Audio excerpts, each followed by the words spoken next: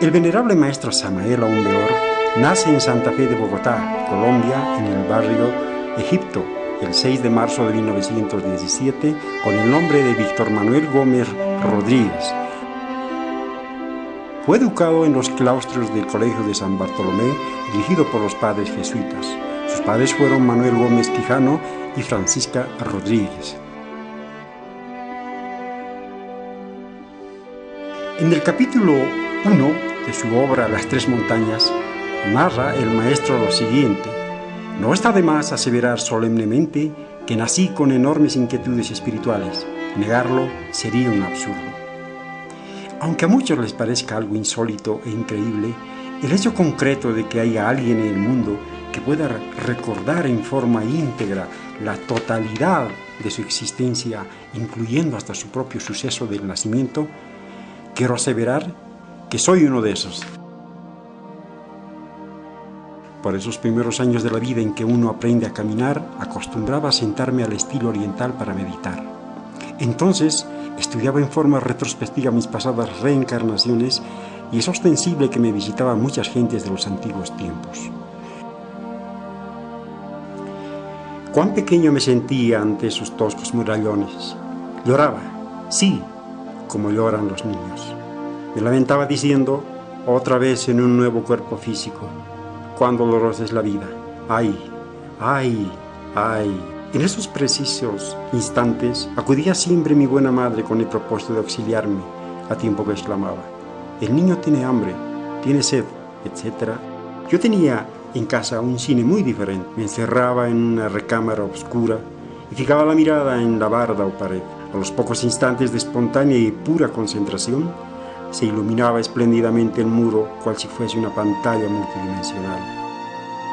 Desapareciendo definitivamente las bardas, surgía algo de entre el infinito espacio, paisajes vivientes de gran naturaleza, gnomos juguetones, silfos aéreos, salamandras del fuego, ondinas de las aguas, nereidas del inmenso mar, criaturas dichosas que conmigo jugueteaban, seres infinitamente felices.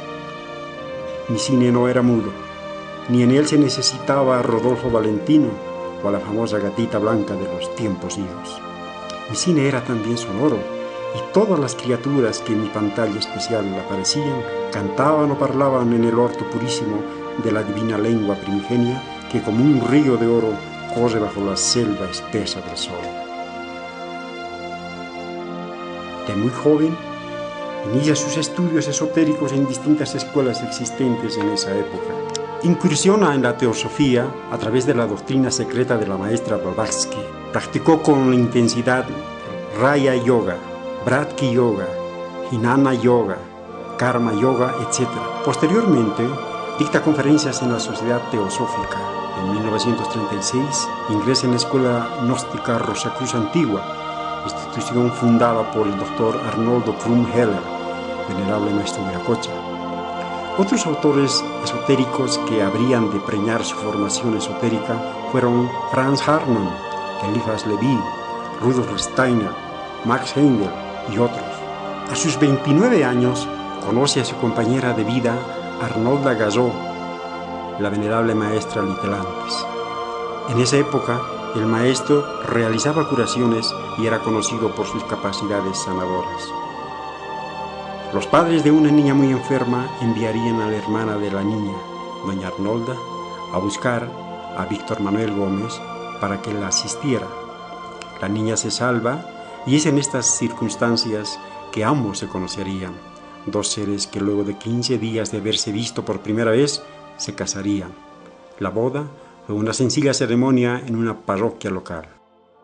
A sus 30 años, en el año 1947, se produce el despertar espiritual. Víctor Manuel Gómez se conecta con su íntimo, aún peor, su mónada espiritual, coincidiendo con sus trabajos esotéricos de la primera montaña. Entraba así en el camino iniciático de misterios mayores. El 9 de abril de 1948, aún peor, recibe a su padre interno, Samael, la misión de formar a una nueva cultura, forjar una nueva civilización y para ello crear el movimiento gnóstico. Así el maestro reunió un importante grupo de discípulos fundando el movimiento gnóstico.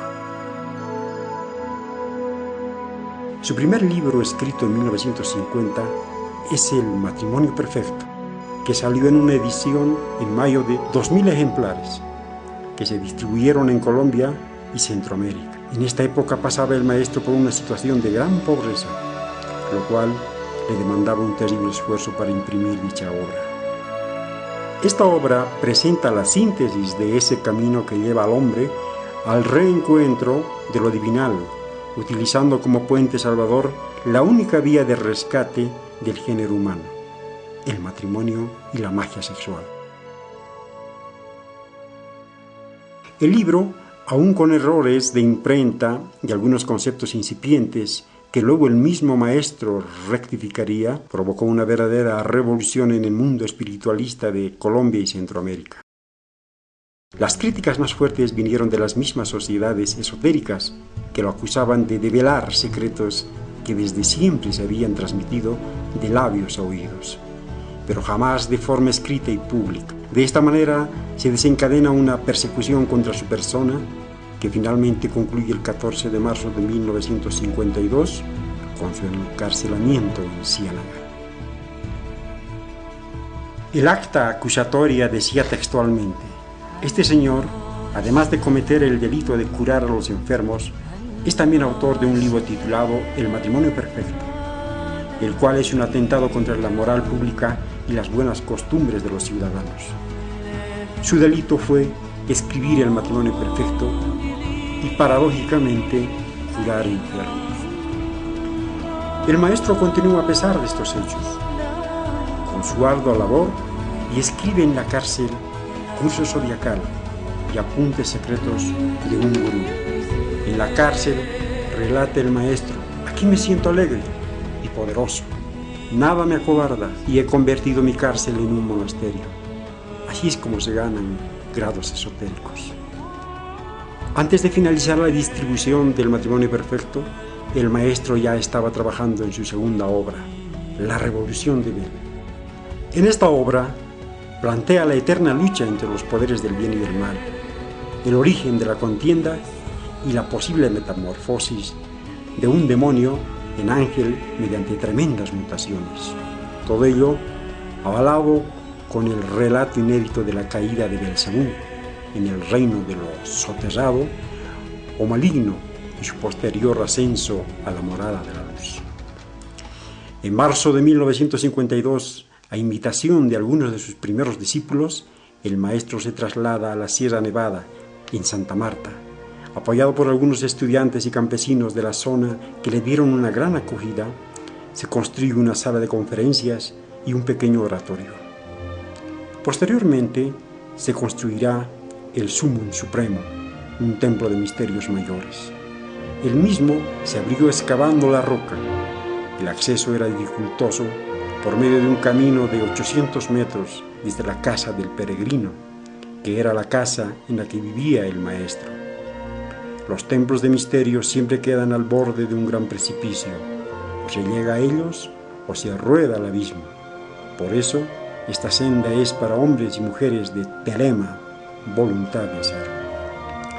Trabajando en contacto con la naturaleza y teniendo vivencias prácticas con los elementales vegetales y sus poderes mágicos curativos, escribe en 1952 la primera edición de Tratado de Medicina Oculta y Magia Práctica, que después ampliaría en 1977. En ese medio de trabajo se realizan curaciones sorprendentes, ayunos y meditaciones, y se imparten cátedras magistrales.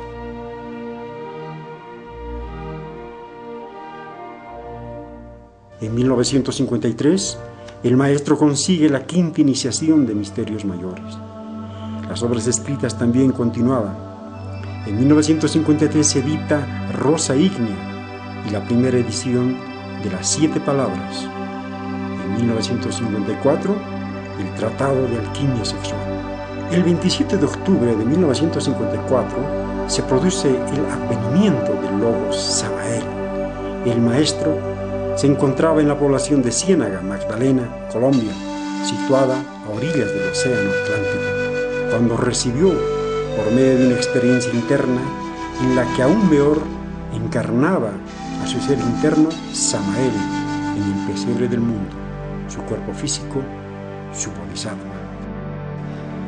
7 años antes del comienzo de la era de Acuario, el lobo Samael había encarnado y comenzaría a expresarse el ser con toda su potencia y magnificencia. Las persecuciones religiosas y filosóficas continuaron contra el maestro. Así la inseguridad personal del maestro y su familia aumentaba de día a día. Así recibe el maestro la orden interna de abandonar la sierra y emigrar para evitar esas fuerzas tenebrosas que se dirigían constantemente en su contra.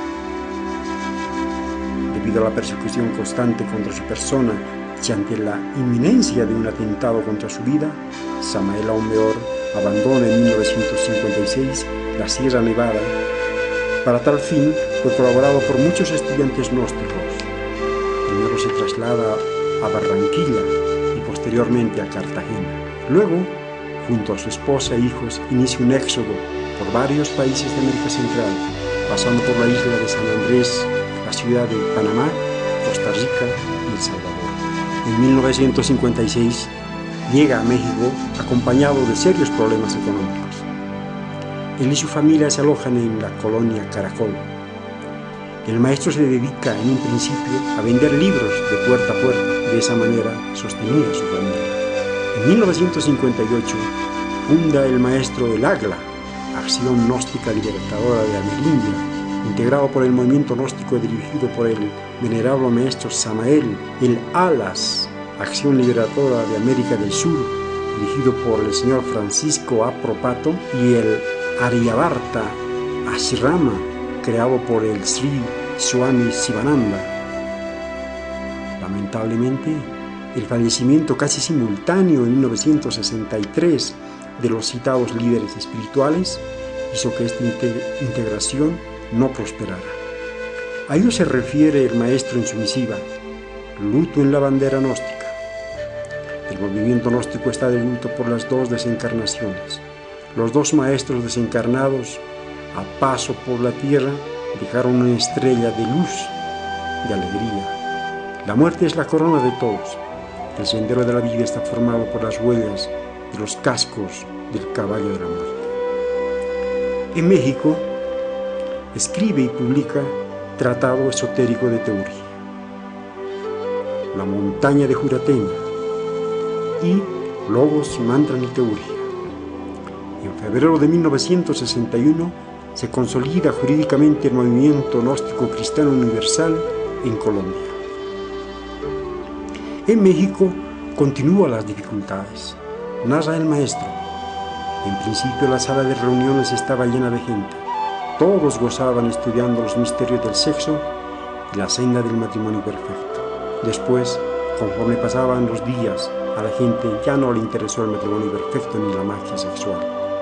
Cumplidos 2 años de reuniones, los asistentes esoteristas llegaban a dichas reuniones, se podían contar con los dedos de la mano. En tales circunstancias, yo consideré que resultaba inútil seguir dictando conferencias. Mis intenciones era terminar esa noche con las conferencias y las reuniones. Empero, algo notable me ocurrió esa noche. Me sentí lleno de amor inmenso, grandioso, sublime. Mi corazón se llenó de dolor al recordar la idea de dejarlos solos. Fue entonces cuando resolví no terminar con las reuniones y seguir adelante con los pocos. Cuando regresé a casa recibí un mensaje telepático del templo de Chapultepec. El 4 de febrero de 1972 sucede un fenómeno que fue observado por todos los astrónomos de todas partes del mundo. Comenzó la era de Acuario, un evento cósmico extraordinario. Ese día hubo una conjunción de planetas, una verdadera jerarquía de constelaciones estelares. Comenzaba la nueva era, escribe el maestro, supremo gran manifiesto universal del movimiento gnóstico. En 1963, el maestro autoriza la celebración del primer Congreso Gnóstico Latinoamericano en Cartagena, Colombia, que se extendería durante 6 días a partir del 27 de diciembre de ese año. En agosto de 1965 se edita la transformación social de la humanidad, en Bucaramanga, Colombia, y también El mensaje de Navidad, la ciencia de la música y el abuso sexual. Posteriormente se editan El collar del Buda, El libro de los muertos, Los cuerpos solares, Sabiduría gnóstica, Curso esotérico de magia rúnica, Mi regreso al Tíbet, Educación fundamental y El Parsifal develado. A partir de los años 70, el maestro incrementa la difusión de la enseñanza, realizando diversas giras por diferentes países de México. Hay conocimiento de sus viajes a Chihuahua, Nogales, Culiacán, en el norte de México, Puerto Vallarta, Hermosillo, Sonora, Cuernavaca, en Morelos, etc. En el comienzo de los años 70 se fundan centros gnósticos en muchas ciudades y los instructores y misioneros se multiplican. En 1971 se edita El misterio del florecer, con valiosísima enseñanza en torno a la eliminación del ego y la transmutación sexual. El 27 de diciembre de 1972 al 2 de enero de 1973 se celebra el Congreso Gnóstico Cristiano Ecuménico en San Salvador. Allí también se publica el libro Las Tres Montañas. En 1974 se publica la obra Si hay infierno, si hay diablo, si hay karma, en la que el maestro explica el significado y la naturaleza de los 9 círculos dantescos y los procesos evolutivos e involutivos de las esencias. Libro ilustrado con los dibujos del artista Alfredo Doré. Uno de los hitos del proceso de establecimiento de la gnosis a nivel mundial fue la creación del monasterio de Guadalajara. En 2 años de trabajo fueron cristalizados 40 misiones en diversas partes de México. También en 1975 comienza a trabajar en la develación del Pistis Sophia, la Biblia de los gnósticos. En 1975 se celebra el Encuentro Internacional de la Cultura Hermética.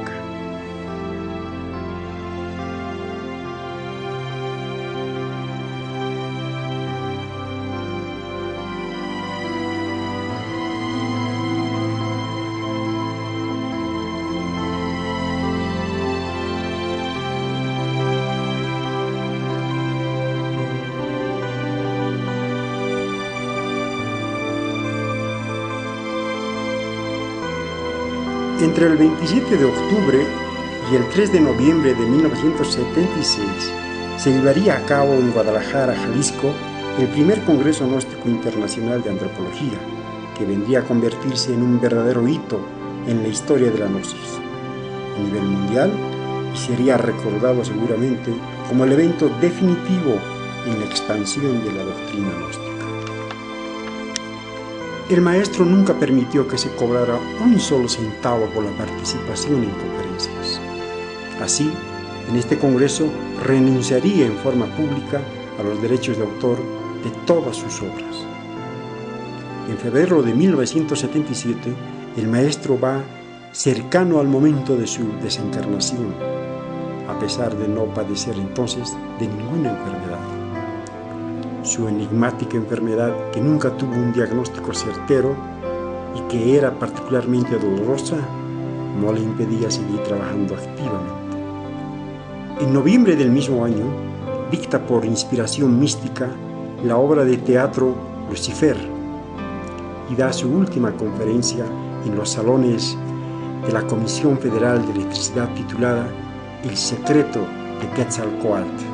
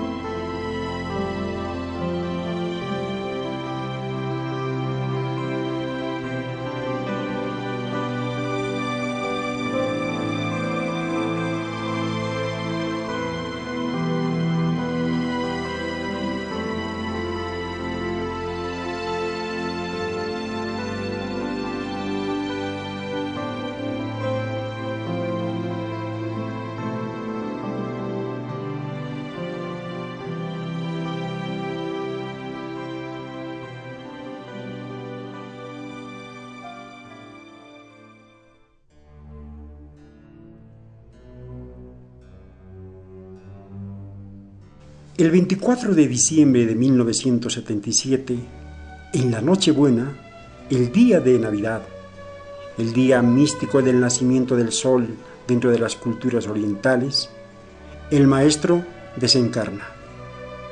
El maestro había anunciado con anterioridad que iba a realizar un proceso de reencarnación. Para ello, ordenó a un médico estudiante de la Gnosis que su cuerpo permaneciera 3 días en el velatorio para posteriormente ser cremado y sus cenizas arrojadas al mar. Así sus familiares echaron sus cenizas al mar Caribe.